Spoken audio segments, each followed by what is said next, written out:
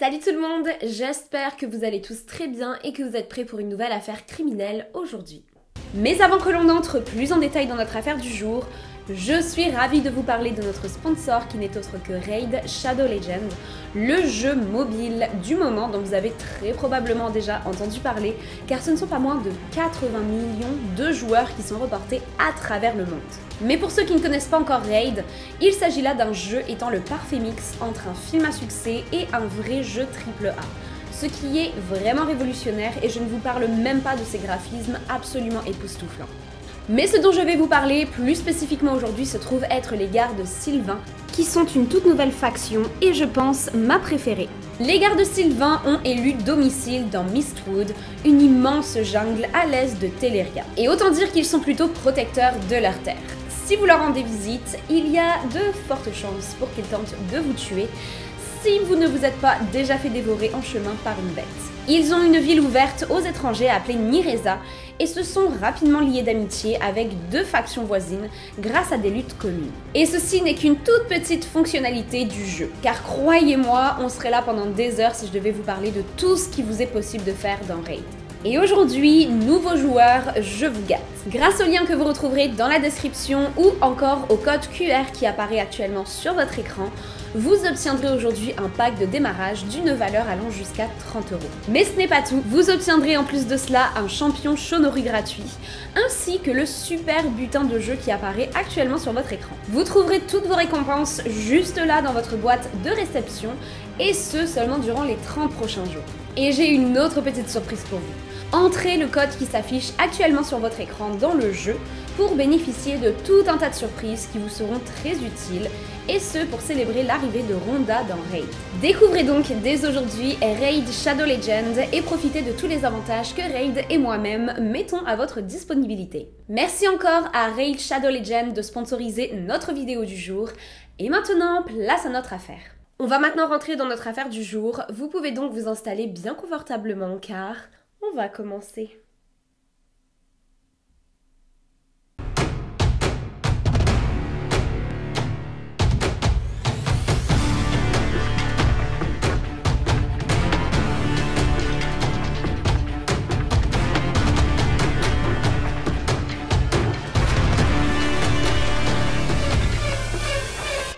Jorge Beltrão Negromonte da Silveira voit le jour en 1962 dans l'état de Pernambuco, au Brésil, de deux parents immigrants portugais. Très peu de temps après sa naissance, les parents de Jorge décident de retourner vivre proche de leur famille au Portugal, où ils vont passer quelques années avant de changer d'avis de nouveau et de retourner s'installer au Brésil. Jorge a toujours été un enfant extrêmement turbulent qui n'en faisait qu'à sa tête et qui n'écoutait absolument jamais. Ses parents se sont dit qu'avec le temps, les choses allaient très certainement s'améliorer, mais malheureusement pour eux, à l'arrivée de l'adolescence, les choses n'ont fait qu'empirer. Il s'entoure alors de personnes très peu recommandables et continue sa rébellion contre la société. Il va alors commettre des petits crimes tels que des vols et compagnie, mais très vite, les choses vont prendre une tournure beaucoup plus sombre, et ce, lorsqu'il se retrouve accusé du meurtre de l'un de ses camarades de classe, Luciano Severino da Silva, un adolescent de seulement 17 ans. Un procès va alors avoir lieu, mais par manque de preuves concrètes, Jorge va se retrouver acquitté de toutes ses charges et va alors retrouver la liberté. Ce qui, je l'imagine, a dû être très difficile à vivre pour la famille de la victime. Une fois libéré, il prend alors un peu trop confiance en lui et est persuadé d'être intouchable. Il va aller jusqu'à tenter de tuer sa propre mère, mais par miracle va manquer son coup. Il va ensuite voler à ses parents un total de 80 000 reals, ce qui équivaut à peu près à 14 000 €. Avec cet argent volé, il décide alors de s'acheter une maison et quitte finalement le domicile familial. Honnêtement, très peu de choses sont connues sur le passé de Jorge. Tout ce que je viens de vous dire, c'est pas mal tout ce que j'ai pu trouver, rien de plus. Mais je suis pas mal sûre que ses parents, malgré le fait qu'ils se soient fait voler une énorme somme d'argent, devaient être plutôt contents de finalement voir Jorge sortir de leurs pattes et prendre son indépendance. Jorge va donc continuer sa petite vie de délinquant et va finir par rencontrer celle qui deviendra sa femme. Le couple se rencontre à l'église des Mormons de leur quartier et tombe immédiatement amoureux l'un de l'autre. La jeune femme en question se prénomme Isabelle Cristina Pires et est née la même année que Jorge, au Brésil elle aussi, d'une famille de Mormons. La famille d'Isabelle est particulièrement pauvre. Dès son plus jeune âge, elle n'a eu d'autre choix que d'apprendre à travailler dur pour pouvoir permettre à sa famille de se nourrir. Sa famille est extrêmement impliquée dans la religion et se rend très régulièrement à l'église justement où elle va plus tard faire la rencontre de Georges. Et c'est en 1984 que le couple se marie. La réception a particulièrement marqué les esprits, car durant cette dernière, les invités ont décrit Georges comme étant quelqu'un de particulièrement terrifiant et violent. À la fin de la soirée d'ailleurs, ce dernier s'est battu avec un des invités et a menacé de tuer absolument tout le monde dans la pièce, armé d'un couteau à la main. Suite aux menaces, les invités ont alors quitté les lieux et c'est ainsi que la cérémonie s'est terminée. On n'en voit pas tous les jours des mariages comme ça, hein ? En 2008, Georges a décidé de prendre soin de lui et se rend à la salle de sport plusieurs fois par semaine. C'est à la salle de sport d'ailleurs qu'il va faire la rencontre d'une deuxième personne qui va absolument tout changer pour lui. Il s'agit là de la jeune Bruna Cristina Oliveira, qui se trouve être une professeure de fitness de 26 ans, travaillant justement dans le club que Georges fréquente. Lorsque les deux vont se rencontrer, ils vont immédiatement avoir un coup de cœur l'un pour l'autre. Ils ont tout de même tous les deux une différence de 20 ans, ce qui est quand même assez important, on va pas se mentir. Mais cela ne semble pas gêner Bruna plus que cela. Ce qui la dérange plutôt, c'est le fait que Georges est déjà marié. Et Georges semble lui aussi être plutôt embêté par la situation, car il est très amoureux de sa femme, Isabelle, mais il n'empêche qu'il ne veut pas passer à côté d'une belle romance avec la jolie et jeune Bruna. Il va alors discuter avec sa femme, Isabelle, et réussir à la convaincre d'accepter Bruna au sein de leur couple. Georges, Isabelle et Bruna se retrouvent donc tous les trois à vivre sous le même toit et à former un trouble. Je pense que c'est ça le terme, je suis pas sûre. Les premières semaines, les choses semblent se passer plutôt normalement. Mais plus le temps passe, plus Georges semble avoir des idées étranges et des propos totalement délirants. Ses convictions partent alors dans toutes les directions, et il est tellement certain de lui lorsqu'il part dans ses délires qu'il est capable de convaincre Isabelle et Bruna de le suivre. Tous les trois forment alors une secte qu'ils appellent le cartel, visant à protéger la Terre de la surpopulation en la purifiant. Dans le cadre de leur processus de purification, tous les trois étaient supposés consommer de la chair humaine et tuer 4 victimes correspondant aux 4 éléments naturels, l'eau, la terre, le feu et l'air. Georges affirme recevoir des ordres de la part d'un ange et d'un chérubin, lui affirmant que si les 4 sacrifices avaient correctement lieu, alors un portail vers le paradis s'ouvrirait et les laisserait faire leur ascension jusqu'au prochain niveau de vie. Je sais même pas ce que ça signifie tout ce charabia, mais je suis pas mal sûre que Georges lui-même ne devait pas comprendre tout ce qu'il racontait. Mais Isabelle et Bruna sont particulièrement influençables, et d'après moi, Georges a un talent tout particulier pour les manipuler, ce qui fait qu'il n'a eu absolument aucun problème à les convaincre d'accepter ses idées totalement folles. Tous les trois passent donc très rapidement de leur petit rituel étrange à chercher des victimes à sacrifier. Et c'est le 26 mai 2008 qu'ils vont finir par trouver leur première victime, Jessica Camila da Silva Pereira, une jeune adolescente de 17 ans et maman d'une petite fille de 1 an. La jeune femme et son enfant sont sans domicile fixe et passent donc une majeure partie de leur temps dans les rues du quartier où Georges et ses 2 femmes vivent, ce qui fait qu'ils se croisaient assez régulièrement. Le 26 mai donc, Bruna va approcher la jeune femme et lui proposer de venir passer un moment chez elle. Jessica est alors ravie et accepte l'invitation. Les 2 jeunes femmes, accompagnées de la petite fille de Jessica, se rendent donc au domicile que partage Bruna avec Isabelle et Georges. Tous les 4 s'installent alors dans le salon et quelques minutes plus tard seulement, alors que Jessica tournait le dos au propriétaire du logement, elle reçoit un coup sur la tête avec un objet très lourd et perd conscience sur le coup.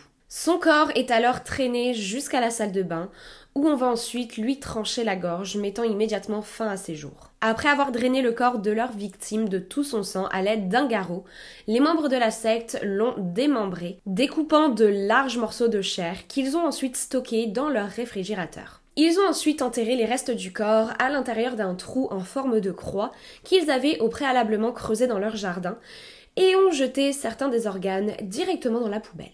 Et le lendemain, Georges et ses 2 femmes ont sorti les morceaux de chair de leur frigo, les ont assaisonnés, épicés à l'aide de cumin, les ont fait cuire et se sont fait un petit festin avec ça. Et je vous rappelle que Jessica s'était rendue au domicile de Bruna accompagnée de sa fille de 1 an.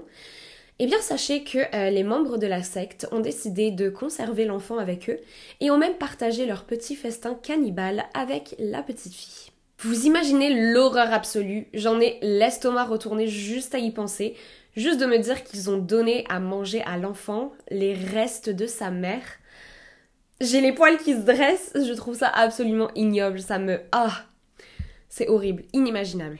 À la suite de cela, on ne va plus vraiment entendre parler d'eux durant plusieurs années.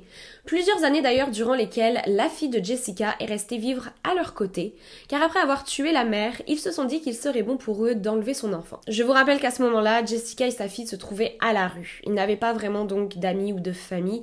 Les recherches pour les retrouver ont donc été plutôt brèves, ce qui a été un gros avantage pour George, Bruna et Isabelle. Mais c'est finalement au début de l'année 2012 que George et ses deux femmes vont de nouveau sévir. Le 9 avril 2012, un mandat d'arrêt est officiellement lancé contre George, Bruna et Isabelle, et ce suite à la disparition de deux jeunes femmes. Les deux jeunes femmes disparues se trouvent être Giseli Helena da Silva, une femme âgée de 31 ans, ainsi que Alexandra da Silva Falcao, âgée elle de 20 ans. Lorsque le mandat d'arrêt a été lancé, Giseli était déjà portée disparue depuis environ 2 mois, tandis que Alexandra était elle disparue depuis 1 mois. Les policiers ont été mis sur la piste du trio par la famille de Giseli. Ces derniers étaient prêts à tout pour la retrouver et ont mené de leur côté leur propre investigation. Au milieu du mois de mars, ils ont eu pour la première fois l'espoir de finalement retrouver Giseli en vie, lorsqu'ils ont réalisé que sa carte de crédit venait d'être utilisée dans un petit supermarché situé non loin de chez eux, dans le quartier de Jardim Petropolis, situé dans la ville de Garanhuns, à plus de 70 km de Pernambuco, où le meurtre de Jessica avait eu lieu. La famille de Giseli a alors contacté les policiers qui se sont rendus au supermarché en question pour pouvoir vérifier les caméras de surveillance de l'endroit. Et quelle ne fut pas leur surprise lorsqu'ils ont vu George accompagné de ces deux femmes en train de payer leurs courses tranquillement avec la carte de crédit de la jeune femme disparue. Il leur a ensuite fallu attendre plusieurs jours avant de ne recevoir l'autorisation officielle pour eux de procéder à l'arrestation du trio. Et c'est donc finalement le 9 avril qu'ils ont pu arrêter George, Isabelle et Bruna. Les officiers se rendent donc au nouveau domicile du trio, qui est maintenant situé dans la ville de Garanhuns et donc plus dans la ville de Pernambuco, car après le meurtre de Jessica en 2008, ils ont déménagé et ont donc laissé derrière eux leur maison où le corps de leur première victime se trouvait d'ailleurs toujours enterré dans le jardin. Lorsque les policiers arrivent sur place, ils sont en premier lieu plutôt étonnés du mode de vie du trio, qui, on ne va pas se mentir, est plutôt hors du commun, mais sont aussi interpellés par cette petite fille de 5 ans qui vit à leur côté. Il s'agit là donc, je vous le rappelle, de la fille de Jessica, qui est tout ce temps-là restée vivre aux côtés de ses kidnappeurs. Lorsque George et ses deux femmes sont questionnés par les policiers, ils nient en bloc avoir quoi que ce soit à voir dans la disparition des deux femmes. Mais ce à quoi ils ne s'attendaient pas, c'est que la fille de Jessica était une véritable petite pipelette et ne s'est pas gênée pour raconter aux policiers tout ce qu'elle savait. Elle explique donc alors en détail comment son papa a tué 2 femmes qui se trouvent donc être Giseli et Alexandra et décrit même en détail l'agression. Accrochez-vous bien car c'est à nouveau plutôt intense. Les 2 jeunes femmes, tout comme leurs précédentes victimes, ont été assaillies de coups jusqu'à ce qu'elles ne perdent conscience avant de n'être égorgées et vidées de leur sang. Une majeure partie de la chair a été conservée dans le frigo de la famille, tandis que les restes ont été jetés aux ordures. Mais cette fois-ci, contrairement à la première fois où George, Isabelle et Bruna se sont tous les 3 fait un petit festin sur les corps de leurs victimes, ils ont cette fois-ci décidé de partager. Ils ont ainsi décidé d'utiliser la chair de leurs victimes pour cuisiner des tartes et des gâteaux qu'ils ont ensuite vendus aux habitants de Garanhuns. Et sachez que beaucoup d'habitants ont acheté et consommé ces tartes sans avoir la moindre idée de ce qu'elles contenaient. À la découverte de tout cela, les policiers emmènent le trio directement à la station de police où ils sont chacun placés dans des salles d'interrogatoire différentes. Il va falloir les interroger durant de longues heures avant que finalement Isabelle ne finisse par craquer et tout avouer aux policiers, affirmant même être dans la capacité de leur montrer l'endroit où se trouvent les restes de leurs victimes.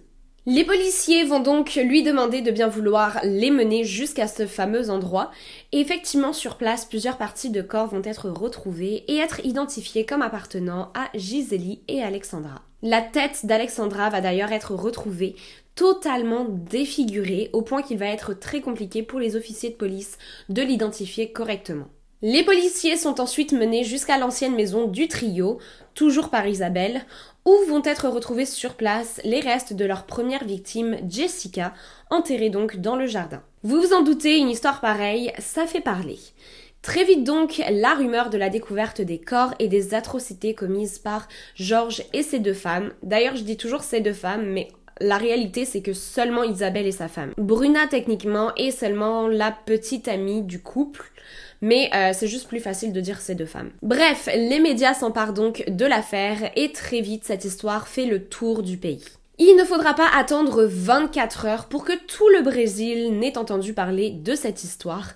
Et malheureusement, pour les policiers qui sont à ce moment-là en plein milieu de leur enquête, ceci va énormément interférer avec leurs recherches. Car très vite, certains des voisins du trio vont décider de mettre le feu à la demeure de Georges, Isabelle et Bruna, expliquant cela comme étant un message d'indignation face aux actes terribles commis par leurs voisins. Ce que j'ai un petit peu de mal à comprendre, parce que d'après moi, s'ils étaient effectivement indignés par les actes du trio, ils auraient plutôt fait l'inverse et laissé les policiers fouiller la maison, trouver tous les indices dont ils avaient besoin pour pouvoir mettre les membres de la secte derrière les barreaux. Mais heureusement, malgré le fait qu'une partie des indices se soit envolée dans les flammes, les policiers ont eu le temps avant de récolter tout ce dont ils avaient besoin pour pouvoir prouver la culpabilité du trio. Au sein du domicile d'ailleurs va être retrouvé le certificat de naissance de la petite fille kidnappée par Georges et ses deux femmes, ce qui va pouvoir prouver effectivement qu'elle se trouvait bien être la fille de Jessica, lui permettant ensuite d'être placée dans une famille d'accueil où elle a enfin pu recevoir l'attention et l'amour qu'elle méritait. C'est vraiment cette petite fille qui me brise le plus le cœur dans cette histoire, parce que ce qu'elle a vécu est absolument atroce, et même si aujourd'hui elle est devenue une adolescente, j'espère vraiment qu'elle est bien encadrée et qu'elle se porte bien. Et parmi les indices retrouvés par les policiers, va aussi être retrouvé un journal absolument horrible que tenaient les membres de la secte, dans lequel ils partageaient les détails les plus sordides de leur meurtre, accompagnés de dessins terrifiants de corps en morceaux et de visages remplis de souffrance. Et le procès que tout le pays attendait avec impatience a finalement débuté le 14 novembre 2014. Il va durer plus de 40 heures. 40 heures durant lesquelles le trio va partager les détails les plus terribles de leurs crimes et affirmer faire partie d'une secte et n'avoir fait cela que dans le simple but de sauver la planète en réduisant la population. Et autant vous dire que ces déclarations n'ont convaincu absolument personne, car Georges Negromonte reçoit finalement une peine de 21 ans et 6 mois derrière les barreaux, ainsi qu'une année et demie supplémentaire dans une cellule de confinement où il n'est autorisé à voir et à parler à personne. En ce qui concerne Isabelle et Bruna, les deux femmes ont chacune reçu 19 ans de prison, ainsi qu'une année supplémentaire, elles aussi, dans une cellule de confinement. Ces peines semblent être plutôt minimes en conséquence des crimes terribles que le trio a commis, mais rassurez-vous, ce procès-là ne concernait que leur premier meurtre. Durant ce premier procès, il va aussi être discuté que les tueurs s'en sont à chaque fois pris à des femmes, ce qui, d'après eux, est dû au fait que les femmes sont en capacité de continuer de peupler la Terre en mettant des enfants au monde. Chose que Georges et ses deux femmes étaient en train d'essayer d'arrêter.